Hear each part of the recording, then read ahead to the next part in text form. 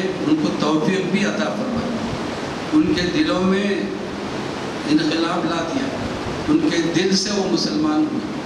جو لوگ قرآن پڑھ کے مسلمان ہوئے، ایسے بے شمار واقعات ہیں، اس کی کئی کتابیں لکھی گئی ہیں کہ میں نے اسلام قبول کیوں کیا۔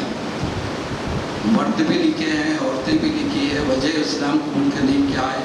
کسی کو اسلام کی کوئی چھوٹی چیز پسند آ گئی، کسی کو اسلام کی کوئی بڑی چیز پسند آ گئی۔ مختلف طور طریقے قرآن کے اسلام کے پسند آنے پر لوگوں نے اسلام کو قبول کیا، تو اس کو الیبوریٹ کر کے، اس کو وضاحت کر کے، اس کی تشریح کر کے، وہ ایک ہی چیز کی تشریح کر کے کہ اس میں یہ فائدے ہیں، یہ فائدے ہیں، تو قرآن بتلاتا ہے لہذا مجھے اسلام پسند ہے، میں اسلام قبول کرتا ہوں۔ ایک چیز پر جو ہے اسلام قبول کر لیں، تو یہ بہت سی ایسے نکات ہیں اس دین اسلام میں اور قرآن پاک میں رسول کریم صلی اللہ علیہ وسلم کی ذات اقدس میں، کہ جو پرکشش ہیں، اپنی طرف کھینچتی ہے لوگوں کو، بشرطے کہ دل صاف ہو، نظر صاف ہو۔ قرآن پڑھنے والوں کے لیے سب سے پہلی شرط یہ ہے کہ وہ تعصب ذہنی کو پہلے نکال دیں، ذہن سے یہ نکال دیں کہ یہ مسلمان کی کتاب ہے، یہ ہمارے مذہب کی نہیں ہے۔ اس طرح سے اگر پڑھیں تو پھر کچھ بھی فائدہ حاصل نہیں ہوتا۔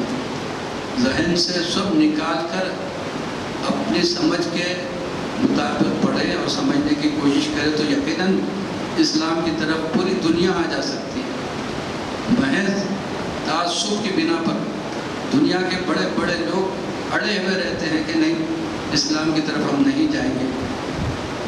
برنارڈ شاہ انگلینڈ کا سب سے بڑا جو ہے وہ گزرا ہے، وزیر اعظم گزرا تھا، بہت دانشور گزرا۔ اس نے کہا تھا کہ سب سے بہترین کتاب قرآن مجید ہے۔ یہ بات تو آپ سنتے رہتے ہیں، لیکن اس کے ساتھ ساتھ ایک جملہ اس نے یہ بھی کہا کہ سب سے بدترین قوم مسلمان ہے، سب سے بدترین قوم مسلمان ہے۔ بالکل صحیح بات کہی اس نے کہ اتنی بہترین کتاب ماننے والی قوم کا حال بھی بہترین ہونا چاہیے تھا، بجائے اس کے کتاب تو بہترین ہے لیکن اس پہ چلنے والی قوم بہترین نہیں ہے۔ تو صاف بات ہے کہ ہم قرآن کو اپنا نہیں لیے، قرآن پر چلتے نہیں ہیں۔ اچھی کتاب ہے، سینے سے لگاتے، چھوٹتے، آنکھوں کو لگاتے، سر پہ رکھتے، تاخچے میں رکھ دیتے۔ بہت برکت والی کتاب ہے، گھر میں رہنا ہمارا قرآن شریف، اس کی وجہ سے برکت ہوتی، برکت بول کے رکھتے لیکن کبھی نکال کے کھول کے پڑھتے نہیں۔ برکت یقیناً اس کے باوجود بھی برکت رہتی ہے۔ یہ بات میں آپ کو پورے وثوق کے ساتھ کہوں گا کہ آپ پڑھو یا نہ پڑھو، یقیناً قرآن پاک ایسی محترم بشان کتاب ہے کہ جس کا گھر میں رکھا رہنا ہی فائدہ مند اور باعث برکت ہو جاتا ہے، اس میں کوئی شک نہیں۔ لیکن اس کے نزول کا مطلب، قرآن کے دنیا میں نازل کرنے کا مطلب یہ ہرگز نہیں ہے کہ اس کو ایسے رکھ دیا جائے، بلکہ اس کو لے، کھولے اور پڑھے۔ پڑھنا اس کی غرض ہے، پہلی غرض پڑھنا ہے، دوسری غرض کیا ہے؟ پڑھ کے سمجھنا ہے، تیسری غرض کیا ہے؟ پڑھ کے سمجھنا اور سمجھ کے اس پر عمل کرنا ہے۔ یہ ہے قرآن کے آنے کا مطلب۔ ہم تینوں مقاصد سے بے بہرا صرف لا کے تبرک بول کے رکھ دیتے ہیں، اور اس کی بڑائی اتنی ہے قرآن پاک کی کہ قرآن پاک کو اگر کوئی بالکل جاہل ہو، جس کو قرآن کا ایک لفظ بھی پڑھنا نہیں آتا، لیکن وہ مسلمان ہے، لا الہ الا اللہ محمد رسول اللہ کہتا ہے، اللہ رسول پر ایمان رکھتا ہے، تو وہ مسلمان بھائی میرا جو بالکل جاہل ہے، قرآن پاک کو اگر دیکھتا ہے اور دیکھ کر اس کے دل میں یہ خیال آتا ہے کہ یہ اللہ رب العزت کا کلام ہے، بہت ہی عظمت والا کلام ہے، بہت ہی قابل احترام کلام ہے، اس کی عظمت اتنی بڑی ہے کہ یہ ہمارے سر پہ آ جائے تو ہماری حفاظت ہو جائے۔ اس کی عظمت ایسی ہے کہ اس کو اگر ہم پڑھنا آتا ہے تو ہمارے کئی معاملات بن جائے۔ جاہل ہونے کی وجہ سے یہ ذہن میں اس کے آتا ہے، اس طرح سے وہ سوچتا ہے، اور سوچ کے قرآن پاک کو اگر دیکھتا ہے تو رسول کریم صلی اللہ علیہ وسلم کا ارشاد ہے کہ اللہ تعالیٰ اس کو عبادت کا ثواب دے دیتا ہے، عبادت کا ثواب دے دیتا ہے۔ حالانکہ پڑھا لکھا دیکھا نہیں ہے، جانتا ہی نہیں ہے، لیکن محض قرآن کو عظمت کی نظر سے دیکھ کر اس کا یہ دل میں خیال کر لینا، اللہ تعالیٰ عبادت کا ثواب اس کو عطا فرماتا ہے۔ پھر حضرت پیران پیر غوث اعظم دستگیر رضی اللہ تعالیٰ عنہ ارشاد فرماتے ہیں، ان کی مشہور کتاب بنیت الطالبین ہے، اس میں آپ قرآن کی توصیف و تعریف کرتے ہوئے ارشاد فرماتے ہیں کہ قرآن پاک ایسی کتاب ہے کہ جس کو اگر دیکھ کر پڑھتا ہے کوئی تو اس کو ایک تو پڑھنے کا ثواب ملے گا، دوسرا قرآن شریف کو دیکھنے کا ثواب بھی ملے گا، دونوں چیزیں، دو ثواب ملیں گے اس کو۔ اور اگر وہ شخص نو مسلم ہے جو دیکھ کر پڑھ رہا ہے تو اللہ تعالیٰ اس کے پڑھنے کی وجہ سے اس کو ایسے ثواب عطا فرمائے گا کہ اس کے والدین کافر مرنے کے باوجود بھی ان کے عذاب میں کمی کرتا رہے گا۔ دیکھیے آپ، نو مسلم ایک شخص جو مسلمان ہوا اور قرآن پاک پڑھ رہا ہے تو اللہ تعالیٰ قرآن پاک کی برکت سے اس کے کافر والدین کے عذاب میں تخفیف کریں گے۔ یہ نہیں فرمایا کہ ان کو اللہ تعالیٰ جو ہے جنت میں ڈالے گا، نہیں، بلکہ ان کے عذاب میں کمی ہوگی۔ تو پڑھنے کا ثواب اب وہ جد تک پہنچتا ہے، قرآن مجید پڑھنا آپ اور ہم پڑھتے ہیں، لیکن ہمارے پڑھنے کی وجہ سے اللہ تعالیٰ اس کی برکت سے ہمارے آبا و اجداد کے درجات میں اضافہ فرماتا ہے۔ کسی کے والد نہیں ہے، کسی کے دادا نہیں ہے، پردادا نہیں ہے، اوپر تک کے پیڑھیوں کے پیڑھیاں ہمارے مسلمان جو گزرے ہیں ان سب کو ایک بندے کے پڑھنے کی وجہ سے اللہ تعالیٰ ثواب عطا فرماتا ہے، ان کے گناہوں میں کمی کرتے جاتا ہے، ان کی بخشش فرما دیتا ہے۔ اگر وہ بخشش پائے ہوئے ہیں، نیک لوگ ہیں، اللہ تعالیٰ ان کو بخش دیا ہے تو ان کے درجات بلند کرتے رہتے ہیں اور مزید درجات میں بلندی آتی رہتی ہے۔ تو قرآن ایسی کتاب ہے کہ جس کی مثال کوئی پیشی نہیں کر سکتا۔ ایسی قرآن میں آج کل جو نامعقول قسم کی باتیں کرنے والے کرتے ہیں کہ اس میں اس کی جو ہے 26 آیتوں میں تبدیلی ڈالی جائے۔ ارے نامعقول، تیرے کو کیا معلوم کہ کون سی کتاب ہے؟ نازل کرنے والی ذات کی طرف کبھی تو نے توجہ کی ہے کہ نازل کرنے والی ذات اللہ رب العزت کی ہے، مالک و مختار کی ہے، خالق کائنات کی ہے۔ اس کی کتاب کے تعلق سے یہ دریدہ دہنی، یہ گستاخی کہ اس کی عنایتوں میں غلطی ہے، تبدیلی لانا چاہیے، پھلانا چاہیے۔ ارے وہ گندی نالی کے کیڑے کی طرح ہے یہ شخص جو اس طرح کی سوچ رکھتا ہے۔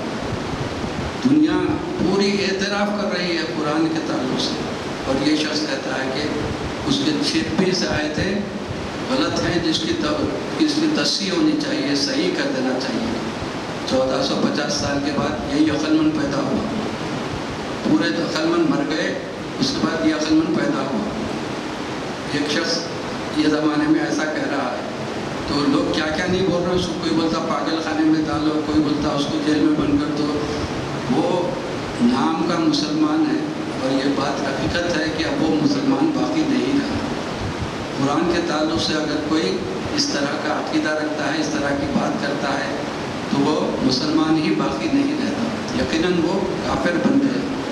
اللہ تعالیٰ اس کو ہدایت عطا فرمائے، کم از کم توبہ کر لے، اعلان کر دے میں نے غلطی کری، بہت بڑی غلطی کی، اعتراف کر کے، توبہ کر کے، اعلان کر کے، پھر تجدید ایمان کر لے، پھر سے ایمان میں داخل ہو جائے تو اس کو معافی مل سکتی ہے۔ اس سے ہٹ کر کچھ نہیں، بلکہ اس کو ایسی سزا ملنی چاہیے۔ اگر وہ معافی نہ چاہے تو ہم تو اس کو اللہ کے حوالے کر دیتے ہیں، بھائی آپ ہی اللہ تعالیٰ آپ ہی دیکھیے، اب اس کو اللہ کیا سزا دے گا اللہ بہتر جانے۔ بہرحال ہماری قوم، ہمارے نوجوان لڑکے اس طرح کی فکر نہ رکھیں کہ نعوذ باللہ من ذالک ہمارے پاس کوئی چیز بھی کمی بیشی والی ہے، کسی چیز میں بھی ہمارے پاس کمی ہے۔ الحمدللہ ہم اتنا سیر پائے لیے ہیں، اتنا ہم کو رحمتیں اور برکتیں اللہ کی طرف سے ملی ہیں کہ ہمارے پاس کوئی چیز کی کمی نہیں ہے۔ ہر بھلائی، ہر خیر، ہر اچھائی کثرت کے ساتھ ہمارے پاس ہے، مسلمانوں کے پاس ہے، کسی اور قوم میں نہیں ہے۔ اور وہ اس وجہ سے ہے کہ قرآن پاک ہمارے ساتھ ہے اور چلتا پھرتا قرآن رسول کریم صلی اللہ علیہ وسلم ہے۔ لہذا हमारे पास कोई कमी नहीं है। अब दुनिया को समझना चाहिए और इबरत हासिल करना चाहिए और इस्लाम की तरफ आना चाहिए। और ये सदी जिस अंदाज से गुजर रही है, ये साल और गुज़िश्ता 2-3 साल से जो हालात हम देख रहे हैं, हमारे पीछे नज़र हैं, हम पर गुजर रही है कि दुनिया का हर मकाम परेशान हाल है, मकाम बना हुआ है। इतनी परेशानी दुनिया में शायद ही पहले कभी आई हो और कोई कुछ नहीं कर सक रहा है। किसी के पास इतनी ताकत नहीं कि इन हालात को अपने काबू में कर सके, इसको हालात को अपने काबू में करके फिर हालात को बहाल कर सके। ऐसी कोई कैफियत, कोई आसार नज़र ही नहीं आते। और ये सब जब हो रहा है तो हमको ख़ास तौर पर गौर व फिक्र करने की ज़रूरत है कि आखिर क्यों हो रहा है, इस तरह के हालात क्यों पैदा हो रहे हैं। पैदा इस वजह से हो रहे हैं कि इंसानों में, जैसे कि मैंने अभी अर्ज़ किया कि इंसानियों में इंसानियत बाकी नहीं रही, इंसानियों में इंसानियत बाकी नहीं रही है। हैवानियत का गलबा हो गया है, जुल्म सितम और नाइंसाफ़ी हद से बढ़ गई है, एक दूसरे के खून के प्यासे हो गए हैं और दुनिया को अपने दिल में इतना जमा लिए हैं कि अल्लाह को भूल गए हैं, अपने जो है पैदा करने वाले से दूर हो गए हैं। और जिस तरह का हुक्म हमको जिस रास्ते पर चलने का दिया गया है, उस रास्ते को हम छोड़ दिए, जिसको सिरात मुस्तकीम कहा जाता है। तो हमको इधर उधर देखना नहीं है, कोई जुल्म सितम करे, कोई भी हम पर जो है से हम नाइंसाफ़ी करे तो वो जाने और हम उसको अल्लाह के हवाले कर देंगे कि वो उसको सज़ा देगा। लेकिन हम अपनी जगह सुधर जाएं, हम अपने आप का जायज़ा ले लें कि ये हालात हमसे क्या मुतालबा करते हैं, क्या मुतालबा करते हैं। यहाँ के चंद हज़रात ही नहीं बल्कि दुनिया भर के तमाम मोमिनीन, मोमिनात, मुस्लिमीन, मुस्लिमात सबको तवज्जो करने की ज़रूरत है कि ये हालात दरअसल हमारे गलतियों, कोताहियों, गुनाहों की वजह से पैदा हो। हम इसका भार अपने आप पर ले लें। अल्लाह ताला शायद हमारे बदआमालियों की वजह से हमसे खफा हो गया है, लिहाजा उसको मनाने की तरफ हम राग़िब हो जाएं, उसकी तरफ हम ऐसे रुजू हो जाएं, दिल से रुजू हो जाएं कि इबादतें करें तो दिल से करें, दुआएं करें तो दिल से करें, ताकि वो हमसे राज़ी हो जाए और राज़ी होने के बाद हम पर रहम करम फरमा कर इन हालात को फिर से बदल दे और नॉर्मल हालात में, इत्मीनान बख्श हालात में हमको जीने का मौका इनायत फरमाए। बस हम यही कर सकते हैं और हमको यही करना चाहिए। आज भी सख्त से सख्त हालात होने के बावजूद भी मुसलमान तवज्जो नहीं कर रहा है। वही ईज़ी लेने की कैफियत, एक मामूली बात समझने की कैफियत और तमाशबीन की तरह ज़िंदगी गुजार रहा है। ये नहीं सोचता कि हमको क्या करना चाहिए। हर एक इनफरादी तौर पर इंडिविजुअली, अकेले अपनी ज़ात की हद तक हर एक ये सोचे कि मेरे अंदर कितनी गलतियाँ, खामियाँ हैं, मैं उसको निकाल लूँगा और अच्छाइयों पर कार्बन हो जाऊँगा। अगर हर कोई ये अपने आप को सुधार लेकर ज़िंदगी पाकीज़ा कर ले तो यकीन जानिए कि अल्लाह ताला हमसे यकीनन राज़ी हो जाएंगे, ये हालात बदल जाएंगे। ये इस हालात में जो हम कैफियतों से दो चार हैं, परेशानियों से, वो दूर हो जाएंगे। सबको बदलने की ज़रूरत है। एक देखकर दूसरे को कहता है कि मैं अच्छा हुआ तो क्या हुआ, वो बुरा है उसकी वजह से हो रहा है, ऐसा नहीं सोचना चाहिए, बल्कि खुद अच्छे हो जाएं और दूसरे बुरों को अच्छा बनने के लिए अल्लाह की बारगाह में दुआ करें। वो अगर अच्छा नहीं बन रहा है तो हमारे पास उसको अच्छा बनाने की ताकत नहीं है, तो सबसे बेहतर और सबसे बड़ी ताकत अल्लाह की जो है, जिसको अच्छा बना सकता है, अल्लाह से दुआ करें, मुल्तजी रहें, दरख्वास्त करें कि अल्लाह ताला उसको अच्छा बना दे। सब बुरे मुसलमानों को अल्लाह ताला अच्छा बना दे, सब बुरे मुसलमानों के अंदर ईमानी हरारत पैदा कर दे, सब बुरे मुसलमानों के गुनाहों को माफ़ करके अल्लाह ताला सबको सिरात मुस्तकीम पर आमदन करे, अपने और अपने हबीब पाक की सच्ची मोहब्बत, आमाल खैर और नेक की तौफीक करने वाला बना दे। ऐ परवरदिगार, हम सब मुसलमानों में ऐसा खुशगवार इनकलाब पैदा फरमा दीजिए कि जिससे आप खुश होते हो, آپ کی رضا ہم کو مل سکتی ہے، آپ کے حبیب ہمارے آقا تاجدار کائنات فخر موجودات محمد الرسول اللہ خوش ہو سکتے ہو، ان کی رضا ہم کو حاصل ہو سکتی ہے۔ ہم کو ایسی پاکیزہ زندگی عطا فرمائی ہے پروردگار، جس سے ہم دنیا میں بھی سرخرو رہیں اور آخرت میں بھی ہم نجات پا سکیں۔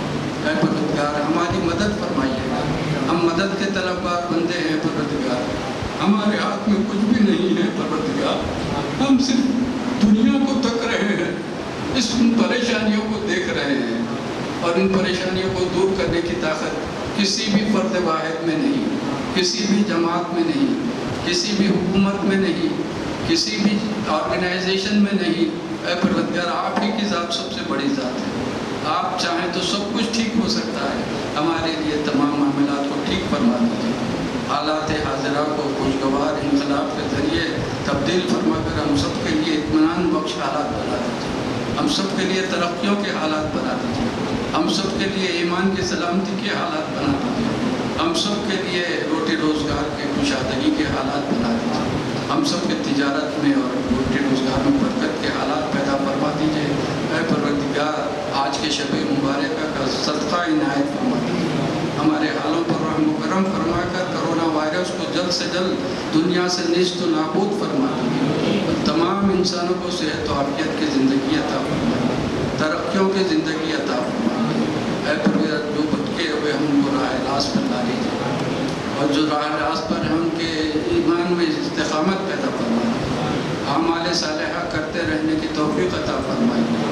اے پروردگار ہم جب تک جیے تو آپ کا ذکر کرتے ہوئے جیے، آپ کے حبیب پاک کا ذکر کرتے ہوئے جیے، اور آخری وقت بھی ہمارا ہو ایسا ہو کہ خاتمہ بھی خیر ہو، ایسا خاتمہ ہو کہ ایمان کی سلامتی کے ساتھ ہم اس دنیا سے آپ کے پاس پہنچے، کلمہ طیبہ پڑھتے ہوئے پہنچے، ایمان کی گواہی دیتے ہوئے پہنچے۔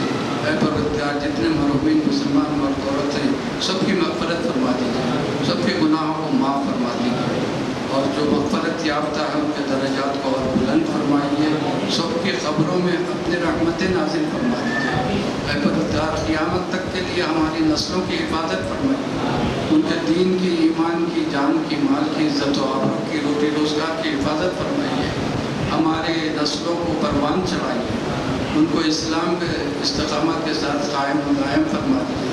اے پروردگار دنیا میں اسلام کا بول بالا کر دیجیے، کفر کا منہ کالا کر دیجیے، شیاطینی و بد اثرات کو دنیا سے ہٹا دیجیے گا۔ اے پروردگار جو لوگ ظلم و ستم کرتے رہتے ہیں ان کے ظلم و ستم کو جلد سے جلد دور فرما دیجیے، ان کو نامراد ناکام بنا دیجیے۔ اے پروردگار ان پر کامیابیوں کے دروازوں کو بند کر دیجیے گا۔ اے پروردگار ان کو ذلت و رسوا فرما دیجیے۔ اے پروردگار انصاف پسند لوگوں کو حکومتوں کے اندر اقتدار پر بٹھائیے گا۔ اے پروردگار رعایا پروری کرنے والوں کو حکومت سونپیے گا۔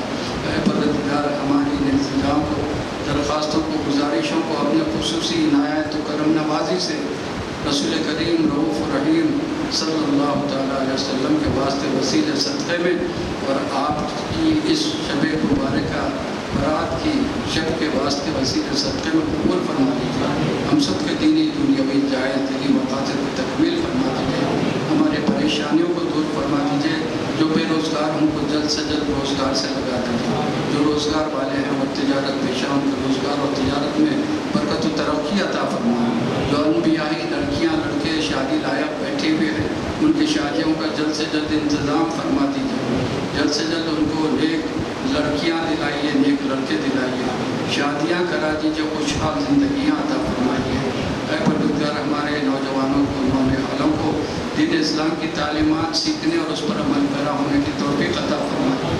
اے پروردگار ہم پر ہر قسم کے خیر و بھلائی کے دروازے کو شادہ فرما دیجیے۔ اے پروردگار آپ ہم سے راضی ہو جائیے گا، ہمیشہ ہمیشہ کے لیے راضی رہیے گا، جو بے اولاد ہم کو صاحب اولاد بنا دیجیے، جو اولاد والے ہم کے اولاد کو نیک اور ایک بنائیے، مسلمانوں میں اتحاد و اتفاق پیدا فرما دیجیے، مسلمانوں کو آپس میں مل جل کر محبت کے ساتھ رہنے کی توفیق عطا فرمائیے، مسلمانوں کو فتح نصرت عطا فرمائیے، مسلمانوں کی گزری ہوئی عظمت کو پھر سے بحال فرما دیجیے۔ اے پروردگار مسلمانوں کو خوشحالیاں عطا فرمائیے، جو قرض دار ہیں ان کے قرضوں کو ادا ہونے کے لیے غیب سے ان کی مدد فرمائیے۔ اے پروردگار परवरदिगार जो परेशान हाल है उनकी परेशानी को दूर फरमा दीजिए। मुख्तलिफ़ किस्म की बीमारियों में जो घिरे हुए हैं परवरदिगार उनको जल्द से जल्द दायमी सेहत व आफियत अता फरमा दीजिए। ऐ परवरदिगार हम सब के उम्र इकबाल में तरक्की अता फरमाइए। ऐ परवरदिगार आज की शब मुबारका में आपकी तरफ से रिज़्क़ की कुशादगी भी अता की जाती है।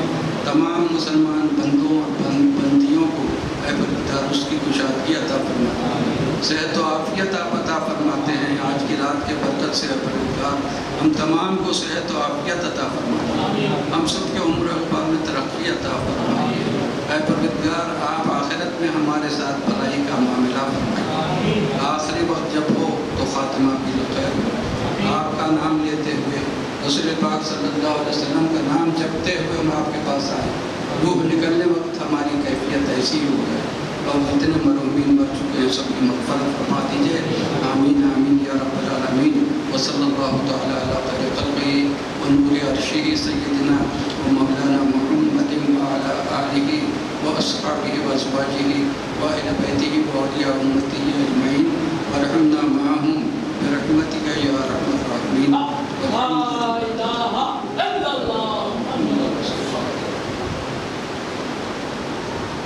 आप हजरात को ख़ास तौर पर यासीन शरीफ 3 मरतबा पढ़ना बुज़ुर्गान दीन का मामूल रहा है।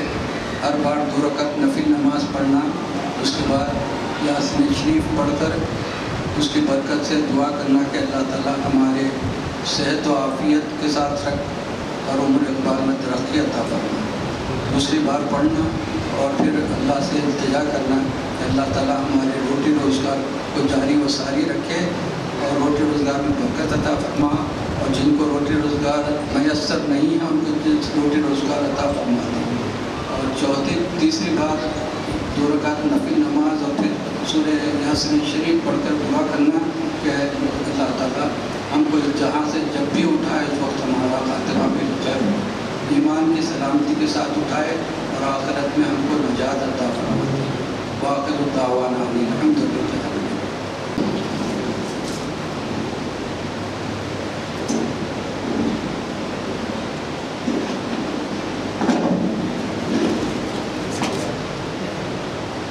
लाइन में